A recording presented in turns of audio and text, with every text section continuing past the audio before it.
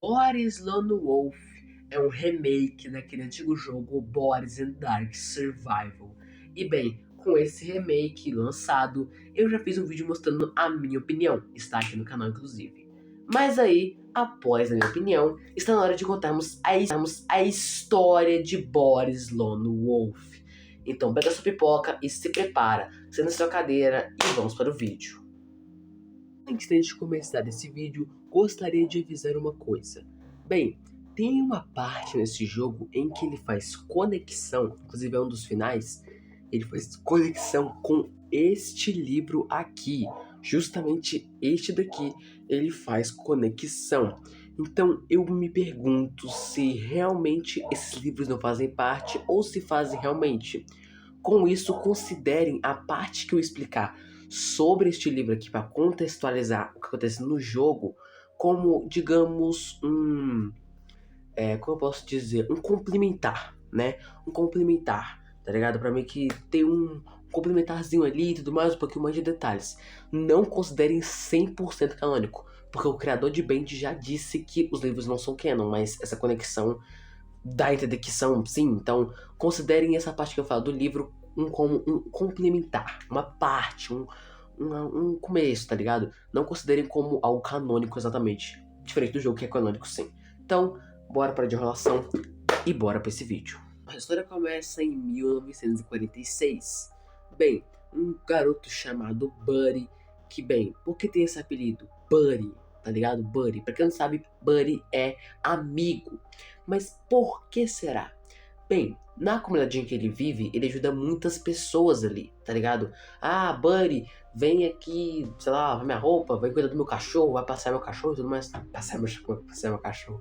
Enfim, ele ajuda muita gente da comunidade dele ali. Então, esse é o apelido dele, Buddy, amigo, tá ligado? Então faz todo sentido. E é basicamente isso. Esse é o nome dele nessa história, né? Buddy.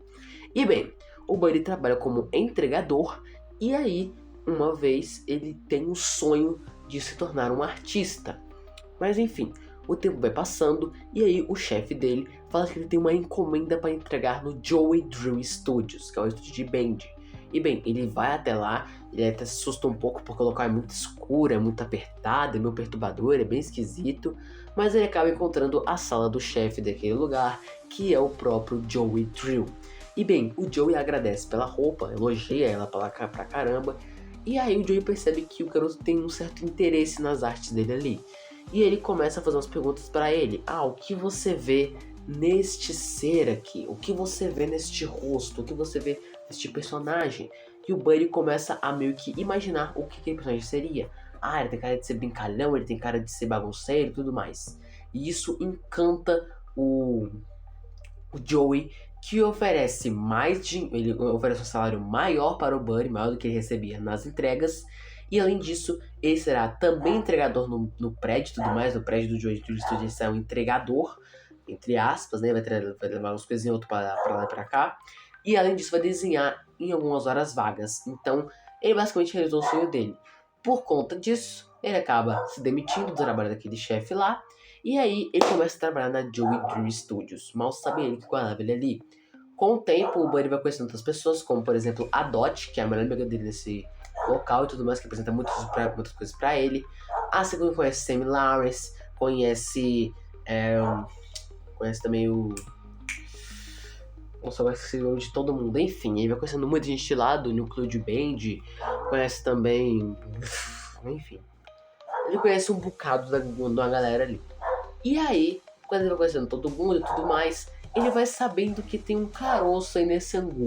Ele percebe que aquela empresa não era uma das melhores, no sentido de que não teria algo escondido lá. E tem. Então ele começa a meio que se aprofundar nisso, até porque também não era só dúvida dele, era dúvida da Dot. Isso era uma dúvida até porque os funcionários também agiam estranho naquele local. Então a Dot e o Buddy começaram meio que a investigar isso daí.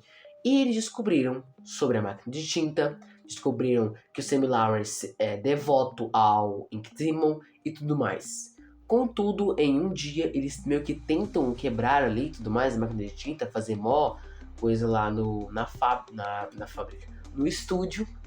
Mas aí, eles acabam meio que se ferrando ali, tudo mais, o Kid começa a pegar eles, o Semi-Lawrence aparece, e acaba que o Buddy acaba entrando no mundo de tinta. Ele fica mudo, e o personagem que ele se torna é o Boris.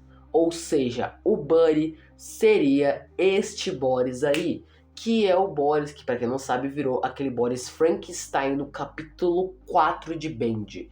Esse é o Buddy, esse Boris aí que não fala nada e tudo mais. Claro, todos os Boris não falam, né? Assim como o Tom também, que é o que aparece no capítulo 5 pra frente. Mas, tipo assim, esse é o Boris, né? E tudo mais. Enfim, contudo, agora que o Buddy está preso naquele mundo, a única escolha dele é tentar sobreviver. Então ele começa a tentar sobreviver naquele local e tudo mais, procurar recursos como colheres, comidas e tudo mais. Isso enquanto foge do Ink Demon e muito mais. Fugindo da gangue do açougueiro, fugindo da Alice Angel, fugindo também até de, inclusive, Semi-Lawrence. Então assim, você vê todo um caos ali, tudo sendo perseguido, todo perseguindo o Buddy. Enquanto isso, ele vai fugindo ali e tudo mais, vai fazendo muita coisa, vai organizando o canto dele e tudo mais. E aí ele até descobre que naquele local, a Bandland, tinha até animatrônicos dos personagens, o que eu gostei pra caramba, tá? Eu gostei pra caramba dessa ideia. Enfim, é que você tem coisas lá. Ah, você também conhece outras pessoas, pelo visto, conhece uns caras que esconde e muito mais. Mas aí, o tempo vai passando e em um certo dia, o Boris começa a procurar por itens que ele vai encontrando no meio do caminho. Itens esses muito específicos. E aí, ele vai descobrindo algumas coisas. E descobre que o criador da máquina de tinta é o Thomas Connor. Ele diz que criou na gravação dele a máquina de tinta, mas que deu errado. Ele teria que recomeçar tudo de novo. E ele percebeu que aquelas peças que ele estava pegando no meio do caminho formariam a máquina de tinta de novo. Então ele reforma. Não é igual ao que a gente tem no jogo. É uma completamente diferente. Inclusive até o cano que ela tem é pra cima, assim, é bem esquisito. E aí ele meio que ativa aquilo na curiosidade. E de repente, um portal se abre. Mostrando que não apenas você precisa fazer o reset, né? Que você tem que pegar lá a fita do fim para você poder sair do mundo de tinta. Mas também tem outra alternativa. Criar a máquina de tinta original. Então o Boris cria essa máquina, abre um portal mostrando toda a vizinhança, ainda é metade dos anos 40, mas é assim que se encerra Boris Lone Wolf.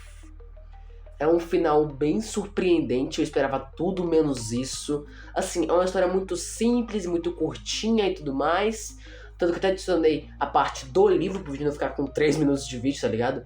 Mas assim, pô, é uma baita de uma história, eu gostei pra caramba. Eles melhoraram e muito o jogo original, pô, o jogo original era bem mais fraco com esse aqui, que é a versão remake. Mas e aí, gostou da história? Fale nos comentários. Enfim, esse vídeo espero que tenham gostado. Lembrando, nós temos vídeos no canal da segunda, quarta, quinta e sábado, beleza? Segunda, quarta, quinta e sábado temos vídeo novo no canal. E é isso, gente. Muito obrigado por tudo e até a próxima!